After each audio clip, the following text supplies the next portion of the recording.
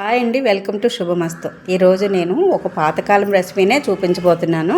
అదేంటంటే పెసర పునుకుల కూర. పెసర పునుకుల్ని పూర్వకాలంలో పునుకులు పులుసు ఇగురు వండుకునేవారు అన్నమాట. ఏమైనా కలుపు వేసుకునేవారు. ఎండురేలు, పచ్చిరేలు, వంకాయ అట్లాగే వేసుకొని కర్రీ చేసుకునేవారు. ఈరోజు నేను ఇగురు చేయబోతున్నాను.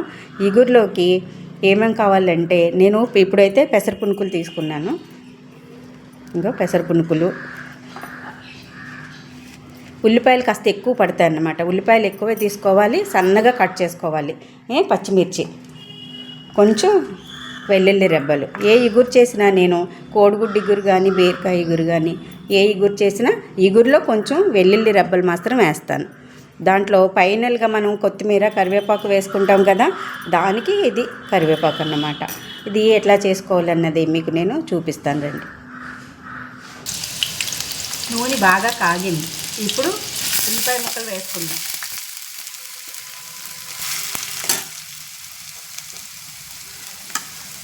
ఉల్లిపాయ పచ్చిమిర్చి వేసుకుందాం. అవి కాస్త బాగా సగం వేగిన తర్వాత వెల్లుల్లి రెబ్బలు కూడా వేసుకుందాం.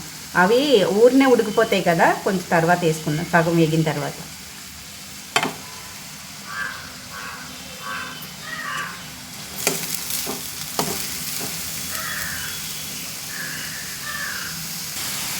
చూసారుగా సగం వేగిపోయాయి. ఇప్పుడు వెల్లుల్లి రెబ్బలు వేసుకుందాం. దీనికి నేను నువ్వుల నూనె వేసానండి, ముందు చెప్పడం మర్చిపోయాను. మొన్నే గానుగ దగ్గర ఆడించుకొని తెచ్చుకున్నాను. తెల్లపిండి, నువ్వుల నూనె అవన్నీ. నువ్వుల నూనెతో చేసుకుంటే ఇంకా చాలా బాగుంటుంది, టేస్టీగా ఉంటుంది, మన ఆరోగ్యానికి కూడా మంచిది. వేగేటప్పుడు కాస్త పసుపు, కొంచెం ఉప్పు వేసుకుంటే కాస్త తొందరగా వేగుతుంది అన్నమాట.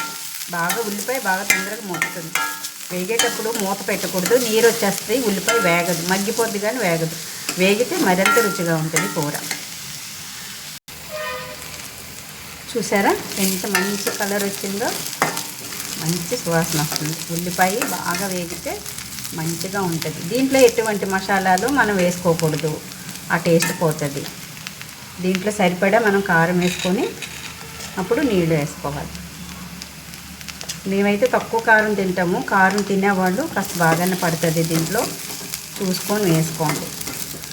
ఏ కూర అయినా ఇటువంటి కూరలు, ఎటువంటి నాన్ వెజ్ కూరల కంటే కూడా ధీటుగా నిలబడుతుంది అన్నమాట. వెజ్ ప్రియులకి ఇది మంచి కూర. దీంట్లో కాస్త ఒక గ్లాసు వాటర్ వేసుకొని, కొంచెం వాటర్ పడుతుంది, పెసర పునుకులు ఉడకాలి కదా, అందుకని కాస్త నీళ్ళు ఎక్కువే వేసుకుందాం. చూసారా ఎంత మంచి కలర్, బాగా వేగింది కదా, కారం కూడా అంతా సరిపోయింది. ఇప్పుడు వాటర్ వేసుకుందాం. 4 పునుకులు తెచ్చుకున్నాను కదా, ఒక గ్లాస్ ఫుల్ వాటర్ వేసుకోవాలి.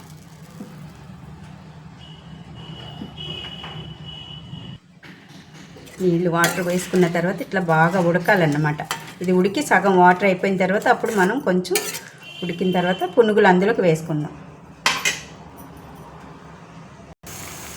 చూసారు కదా, ఉల్లిపాయ బాగా ఉడికింది కదా. ఉల్లిపాయ ఉడకపోతే పునుగులు వేసాక ఈ వాటర్ అంతా లాగేసుకుంటుంది అన్నమాట. అందుకని ముందే ఉల్లిపాయ ఉడికిపోవాలి. ఇప్పుడు పునుగులు వేసేసుకుందాం. సిమ్లో పెట్టుకొని వేసుకోండి.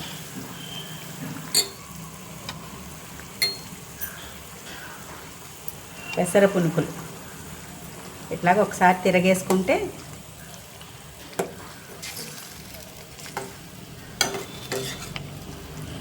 నీరంతా లాక్కొని పెద్ద పెద్ద పునుకులు అవుతాయి. అప్పుడు మళ్ళీ మీకు చూపిస్తాను.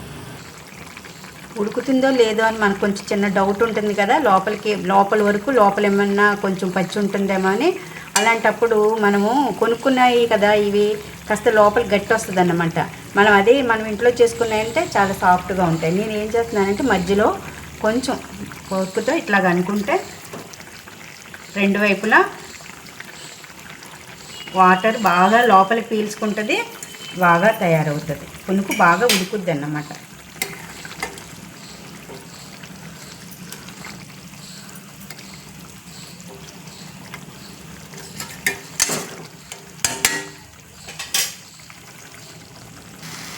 చూసారా ఎంత దగ్గరికి వచ్చిందో, అసలు నీరు అన్నది లేకుండా ఇట్లా దగ్గరికి అయిపోవాలన్నమాట. బాగా మెత్తగా ఉడికిపోయింది. పునుకులు కూడా బాగా మెత్తగా ఉడికిపోయినాయి. దీన్ని మనం ఒక బౌల్లోకి తీసుకుందాం. తీసుకొని డెకరేట్ చేద్దాం. ఇదిగోండి, రెసిపీ అయితే ఇంత బాగా తయారైంది. దీన్ని మా అమ్మని టేస్ట్ చేయమంటున్నాను. చూడమ్మా, స్పూన్తో చిన్న ముక్క తీసుకో తిను.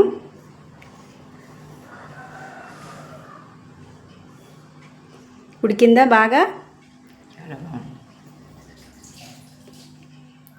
చాలా బాగుంది. కొంచెం గట్టిగా. చాలా బాగుందమ్మా, వండర్ఫుల్.